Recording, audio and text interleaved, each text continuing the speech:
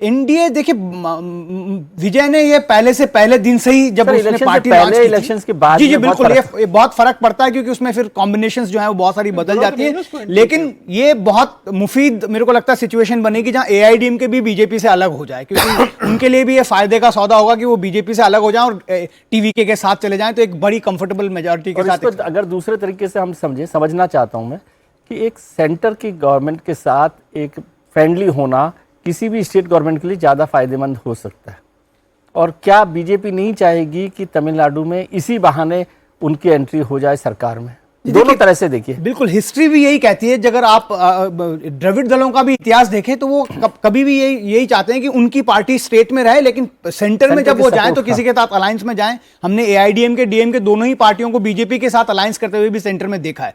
तो ये एक सिचुएशन है, लेकिन एक आइडियोलॉजिकल डिफरेंस वो पहले दिन से ये कह रहे हैं, क्योंकि आपको भी पता, चुनाव से पहले भी एक बहुत सीरियस लेवल पर अप्रोच किया गया था टीवीके को कि वो बीजेपी अलायंस का हिस्सा हो जाए, एनडीए के साथ में आ जाएं, 80 सीटें, डीसीएम का पद, ये सारी चीजें भी चर्चा का विषय उस वक्त बनी थी। लेकिन बहुत क्लियर एक विजन था विजय का कि वो अकेले जाएंगे और डीएमके उनकी पॉलिटिकल एनिमी है और बीजेपी उनकी आइडियोलॉजिकल एनिमी है। तो ये देखना होगा कि अब कैसे चीजें बदलती हैं। अपने वोटर्स को नाराज नहीं करेंगे बीजेपी, मतलब एनडीए के साथ जाकर, जिसके खिलाफ वो लड़े। उनका कोर वोटर तो एंटी बीजेपी है, बेसिकली एंटी सेंटर का वोटर रहा है, तो वो उस वोटों को नाराज नहीं करेंगे। उनको इतनी जरूरत भी नहीं है बीजेपी के साथ जाने की। एक चीज और ऐड कर दूं, क्योंकि बीजेपी के जो कैंडिडेट्स जो पिछली बार जीते थे, इस बार अभी पूरी टैली आई नहीं, लेकिन 35-35 हजार वोटों से पीछे चल रहे हैं।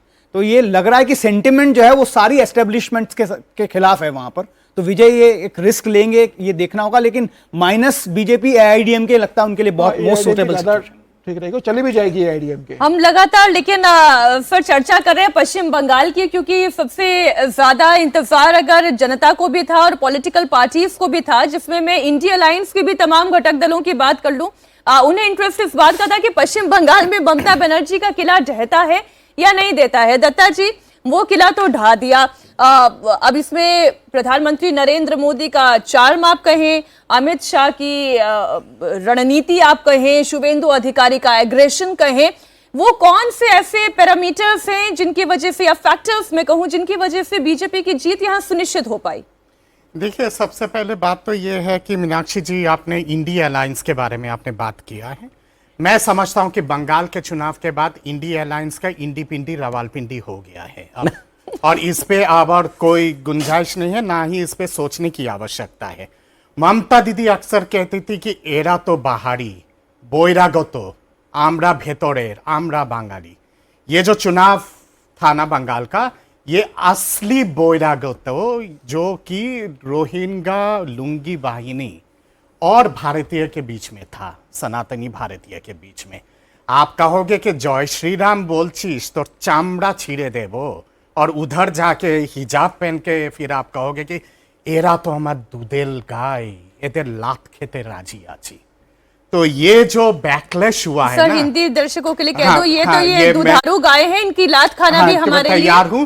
जय श्री राम बोल रहे हो तो तुम्हारे चामड़ा में निकाल दो, सामने आ। तो ये जो बैकलैश हुआ है ना सनातनी लोगों का, वो ही बहुत भारी पड़ा ममता दीदी के लिए। माँ दुर्गा की अभिशाप भी बहुत भारी पड़ा है, और भगवान राम का तो आशीर्वाद कभी था ही नहीं टीएमसी के ऊपर।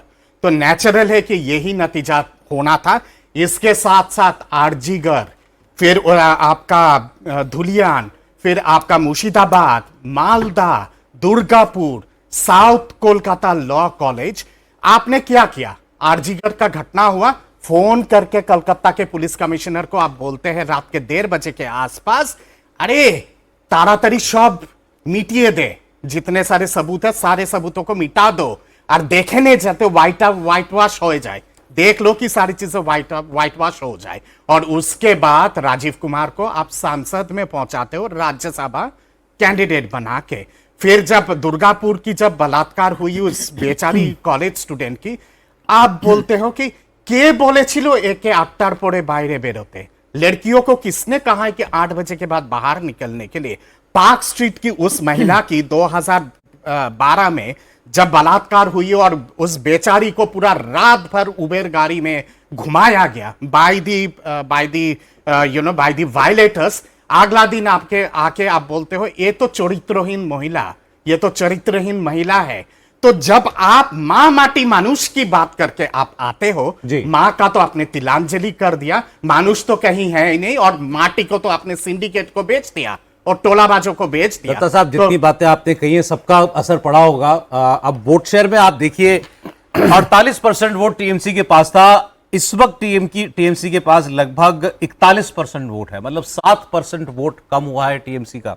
और बीजेपी 38% पे थी, बीजेपी 45% पे पहुंच गई, 7% वोट इंक्रीज हो गया, मतलब सीधा 7% टीएमसी से उठ के इधर आ गया बीजेपी के पास वोट, 1% और वोट बाकी दलों में डिवाइड हो गया है। तो ये बहुत बहुत बड़ा शफल बंगाल की जनता ने किया है, उसके बिना बिल्कुल सर संभव के बल नहीं खड़ा कर दिया है 2021 के नतीजों को। बिल्कुल, ये तो बात बिल्कुल सही है कि पूरी तरह से रिजेक्ट किया गया ममता बनर्जी की और टीएमसी को।